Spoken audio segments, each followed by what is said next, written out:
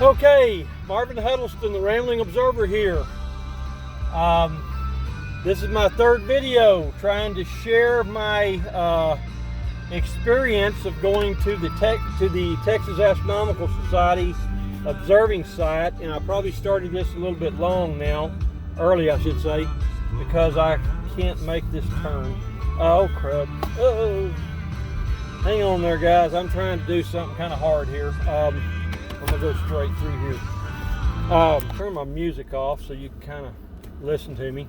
Let me tell you what just happened. I just pulled into Oklahoma. I just made a stop at Lowe's at Durant, Oklahoma, and let me tell you how happy I am. Have you ever had that feeling when you just know you've forgotten something? There's something you've got to have, but you just know you've forgotten something. You can't think of what it is. Well, guess what it was? That. I got to thinking and realized I had not pulled, when I disconnected the trailer at home, I keep it on so that the refrigerator stays cool, and you've got lights and stuff when you need to go in there and do something. But anyway, I had it plugged up to 15 amp circuit at home, which you cannot run your air conditioner, those sorts of things, and all that kind of stuff.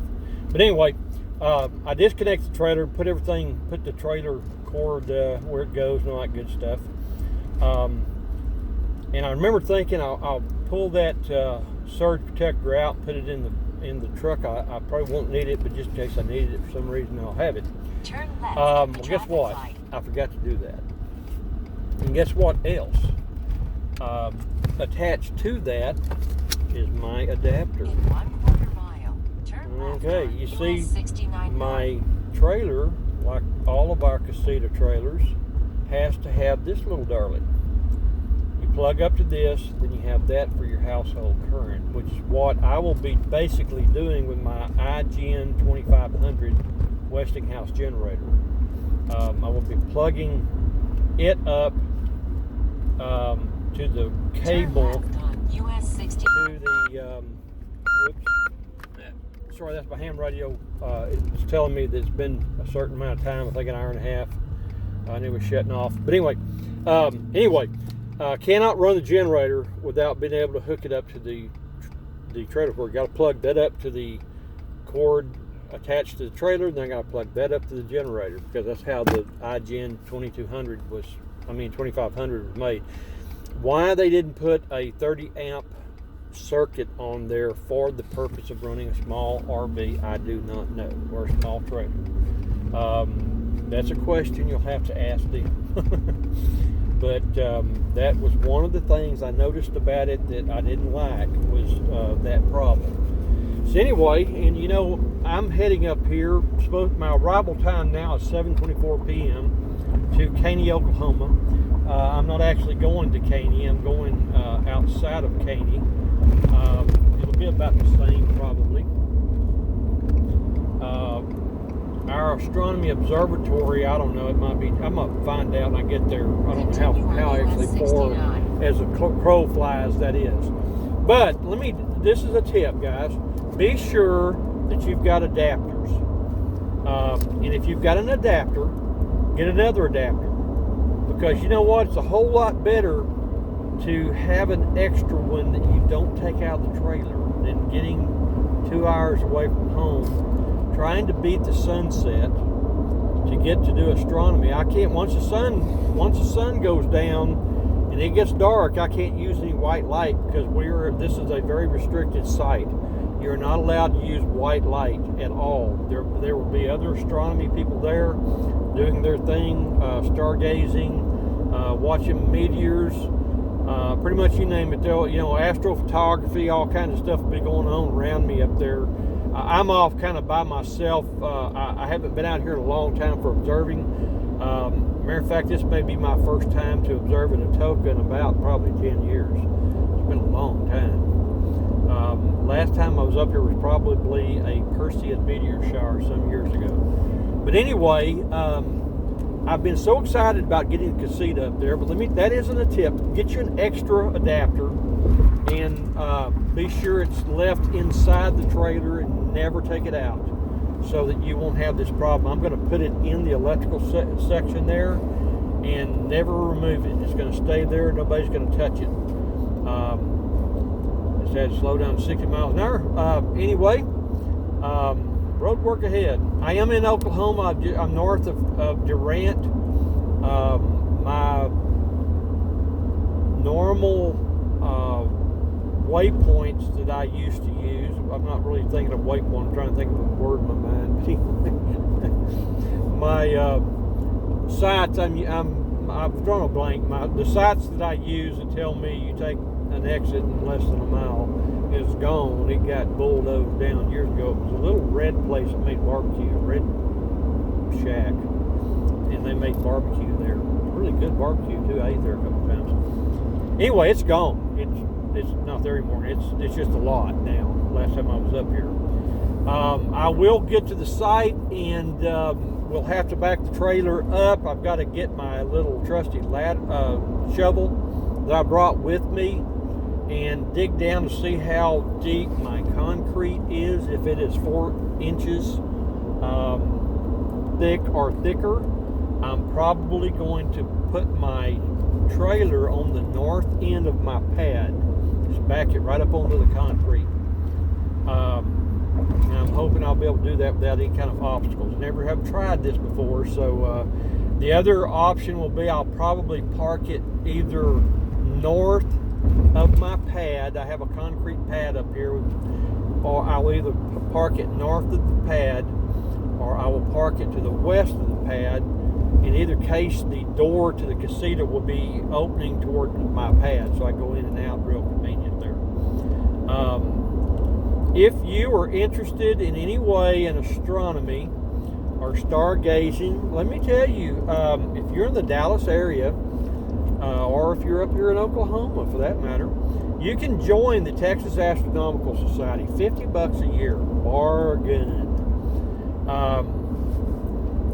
If you join the Texas Astronomical Society, you have full use of the site for astronomy.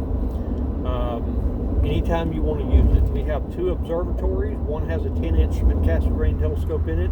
The other has a 16-inch spectroscopic telescope. The 16-inch is in a dome. It's a traditional observatory with a dome and slit and all that kind of stuff. So we have that you can use. There are dozens of concrete pads with electric power for our members to use free of charge. There's no charge for that. They also have telescopes out here you can check out. So you can do that. Let me see, what other can I think about? They offer, one of the things that they do is they have all these pads that people can use for free. It doesn't cost anything. Then for those of us that want to build an observatory of our own, a number of people have done that up here. Most of those are roll-off roof observatories. The whole roof opens up and exposes the telescope and everything inside anything inside the observatory is exposed to the night sky. Those are called roll-off roof observatories. There are concrete pads that people have put up here for various reasons. The site leases go up to 20 foot by 20 foot, I believe it is. There are height restrictions you have to follow and all that kind of stuff. Well, I was fortunate enough to obtain a site that a guy built named Tom No. Tom was the genius behind what was called the teleport telescope. And I'll talk about that in a future edition of the Rambling Observer. Tom died last year, but in the process of all of this, I had called Tom to ask him if he still was making the teleport, and I did not realize he had retired. And, well, he really hadn't retired. He was having health issues, I think cancer, I'm not sure. But he died of that. He moved to Washington State. The day I called him, a friend of ours, a mutual friend of ours, was there and helping him do some stuff. And anyway, Tom told me, he said, well, Marvin, I'm not in the business anymore. I've got this terminal illness and I'm moving to Washington State. Well, he moved to Washington State, and it wasn't very long after, I won't say within 3 or 4 months, that he had died. And that broke my heart. It's another one of those people that I've known all these years that I've done astronomy that I'm now lost. But what Tom had done is he had bought one of the lease sites up here, and it just had, it's just grass and stuff. And he had a plan. He built a pad up here that is 16 inches wide by 20 inches long. And over to one side, there is a place for a pier to hold a telescope mount.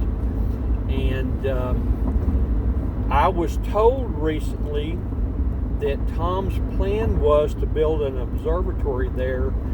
He had obtained Clyde Tombaugh. He had obtained Clyde Tombaugh's dome to his personal observatory and was planning to put it up here at Atoka. Well, he never got that dream realized. It never happened. And now I know I found the information in the TAS Spectrum, which is our newsletter, where he he was out here building this pier. I saw that information, and that was 1990, maybe February 1990 or something like that. So this pier's this path's been sitting out here basically not being used all this time. They may have done set some telescopes up on it and stuff like that at time to time. But I was able to obtain this for a very good price from a man who is now our club president this year, Gary.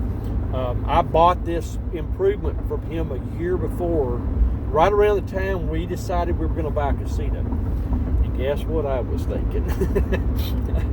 I happened to have a little money at that moment in time, which is really rare, but I had a little money at the time, and for about a third to a fourth of what it would cost me to come out here and build one of these things, I bought this, we call it the site improvements. What you do up here is you lease a site. My site is costing me $50 a year, and you buy the improvements like concrete and electric power, that sort of thing that anybody's done on it from that person. So I now own the site improvements up here for space B5. That now belongs to the Rambling Observer. And anyway, that's where I'm headed. I will be exiting up here. I'm looking for a sign. There'll be a sign off the road here to the right, to Mount Carmel Baptist Church. I will be hustling down that road and turning right when I get to the Mount Carmel Baptist Church, going down it's not dirt, it goes down a paved road for a good ways.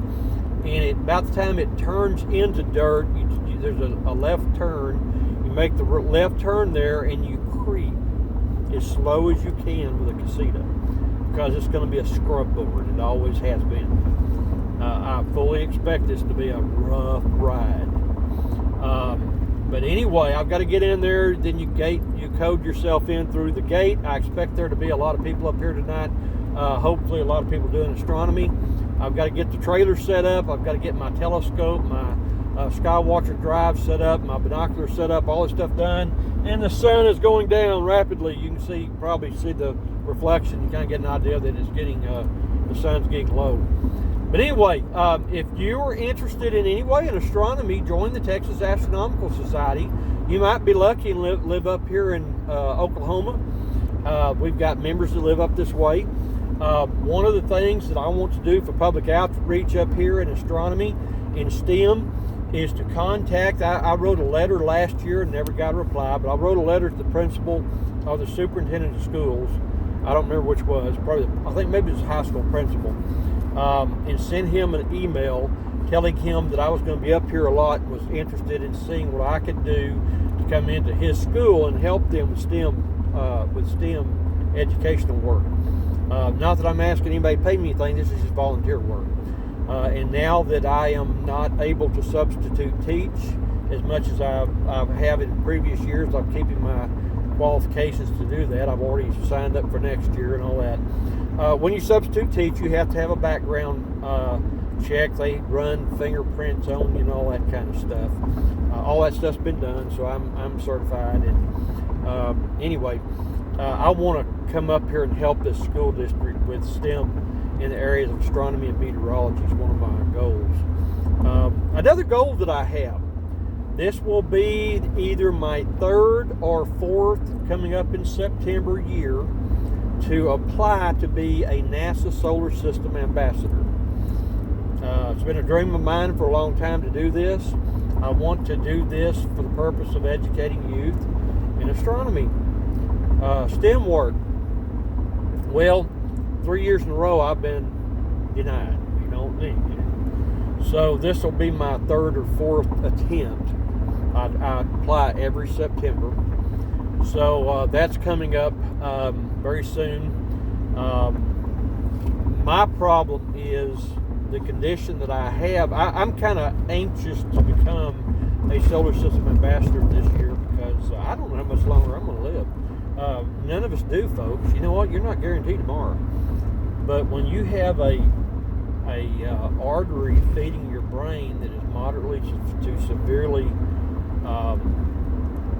blocked, and they cannot do anything about it. They can't do surgery, anything about that. All they can do is they've got me. My alarm went off just a few minutes ago, telling me it's time to take my Plavix.